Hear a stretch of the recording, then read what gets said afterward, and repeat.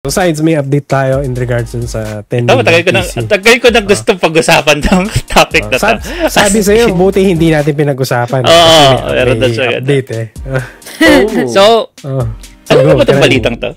Ano yung balitang to? Yung 10 million peso PC server. Alam niyo ba ito nangyari dito? Yung may arc reactor daw niya ni Iron Man. Kaya nagmahal kasi. Ang daming memes about it now. Sobra. It's kinda sad though. Diba? Kasi na-humorize siya. When you humorize something, it becomes a little bit more accepted. Actually, totoo yan. Diba? So, I think yung pinaka-dapat approach yan, you should be furious. This is our money that we, in a way, lose. Quarter of our earnings are being given to the fucking government. Yung hindi nila makita ang point no? Guys, pera nyo yan. Actually. Actually, yun nga. Yun talaga eh. May nakita nga ako na, may nakita ko na dati, like siguro like many years ago, there's always like a revolution kapag merong increase lang ng tax or nabawasan lang yung sahod nila. It's going to be very chaotic. But now, when we earn money, babawasan yon. When we spend money for food, babawasan yon. When we spend money for transportation, babawasan yon.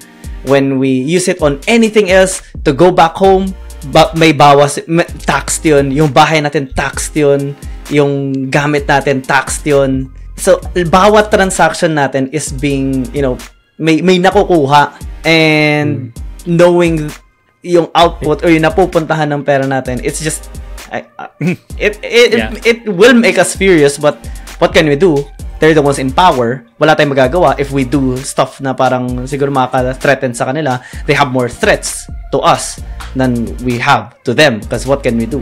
Wala din naman. We're pretty much useless. They have the military, they have protection, they have security. Yung boiling the frog. They have the media. Dahan-dahan. Dinahan-dahan to the point na everyone is immune. Wala na. Wala na akong magagawa. To the point na wala na tayong magagawa. Suko na ako. Ganun yung nangyari dito. Tapos yun yung sad thing. Because when a horrifying, terrifying thing, or sabihin natin, very unfortunate thing is now being more saturated to everyone. Parang sinanay ka na. Masasanay ka na lang, tapos parang hahayaan mo na lang. Yeah. Tapos yun yung nangyayari sa atin. Nasanay na tayo na parang, okay, corrupt yung government natin. We know, but we can't do anything about it. So we'll just let it happen. Yung PC server, mas malala ko alam last time parang ganun no? No biggie. Parang ganun nangyari. Yeah. Tawanan na lang natin yung nangyari. Yung mga dati na parang merong EDSA revolution and stuff na parang outthrow the government dahil sobrang niloloko lang tayo or pangat talaga. I don't think it will ever happen again. I think the Filipinos are just too sick and tired and bummed out to do anything anymore. Hopefully yung Froggies hindi pa siya roasted totally. Hindi pa siya hindi pa adobo. Hindi pa adobo yung palaka, hopefully. Yeah. May kasi, merong isang ding corrupt na country. Ayoko lang maging super political, pero nag-reach na rin sila ng tipping point nila. May mga Indonesia, kung alam yung nangyari doon. Basically. Pero yun, ano yung... moving on, kasi tayo papasokin dito. Pero so, bigyan natin ng information, yung mga hindi updated. Kung meron mang hindi updated. Kung meron man. Kasi yung merong isang elected mayor na parang inexpose niya na meron daw silang costly computer system deal. Etong costly computer system deal na to, na-sign, sealed, and delivered to yung previous mayor pa. Hindi daw under ng term niya.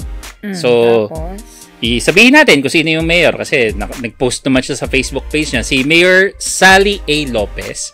Nagpakita siya ng picture. Doon kumalat tong picture na to. Sabi niya, nagpakita siya ng picture tsaka mga documents na kino-confirm na nag-acquire daw yung predecessor niya ng 10 million system server package. 10 million peso system server package. So, bago tayo magsimula nun, natin sa mga bumubuo ng PC dyan, sa mga mahilig gumawa, mag parts out ng PC, gaano katinding PC ang magagawa mo sa 10 million pesos? I mean, kaya mo bang gumastos ng 10 million muna pagdating para sa isang para sa isang computer. Siguro kung server line of tech tips or PewDiePie, kaya nila. Sa bagay, si PewDiePie, server siguro na Nvidia na yung $6,000 na card, gano'n. Tapos bili ka ng 4. Kasi ang tanong muna, para saan? Server. Yes, server. Para saan nila gagamitin? I mean, sa Counter-Strike. May point ka? Saan magagamitin ng gobyerno itong 10 million? Saan magagamitin yung 10 million na PC server? Mag-host sila ng mag-host siya ng mga torrent niya. What? For what? Gagawa siya ng Flex server. Tsaka, I mean, siya hindi naman siya like... server. Wow. Hindi naman siya isang look like a server at all, to be honest. It's mayor It's so... Technically, isang city lang siya. Pero I mean, isang city lang siya Kasi mayor yung kausap Kumbaga yung predecessor ng mayor. Kumbaga yung before ng mayor. So, hindi naman siya super laki para gumastos ka ng ganun. Like, marami daw photos, marami daw photos, photo archive yung city nila. So, kailangan nila ng Dropbox. Kailangan yung Dropbox yung subscription nun, less than $50 ha. Maraming selfie yung maraming selfie yung mayor sa harap ng mga projects para para meron silang So, well, it's a simple kickback story, right? You've been kick back, punch down, pa hindi kickback parang buong katawan na talaga spit in your face mo ngayon, basically. So, and that's all our topics for today. So, kung meron po kayong topic suggestion, feel free to leave comments kung saan pong platform nyo kami makikita or any social media. So, ayun po. Shoutout po sa mga sumusunod. Yun. Meron ka bang gustong i-shoutout Giyang Gaming bago ako?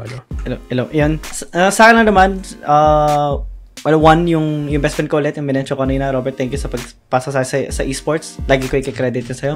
Thank you kay Chloe Buffs na unang nag-accept sa akin sa first gig ko sa shoutcasting. To all my friends, family, yun. Salamat sa support sa League of Legends and Wild Rift community. Salamat sa support palagi. Dito lang ako hanggat sa dulo. And kita-kits ulit sa sunod na event.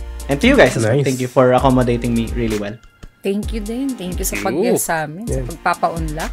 And yun nga, shout out naman sa mga supporters natin. Shout out sa ating mga chatters, si Klakuma Mars, Humpy Lupi, GM Shadow Games, Avian 2X, si Yana, first time chatter, DM Emperor, na-mention ba si Shadow Games, yun, taka si Access Gaming PH. Dinster, bro. Si Beanstar Ken. Lagi nanonood yan Supafaya, salamat din. Then sa mga recent followers natin, sila Giana, Supafaya, Masan, Giyang Gaming, Mixed Plays, Cab Madrid, Alter Alonso. If may na-miss ako, pasensya pa, bawi ako. Yung Parlichal kanina nag-comment Nakita ko pero hindi namin pinapansin yun Yeah.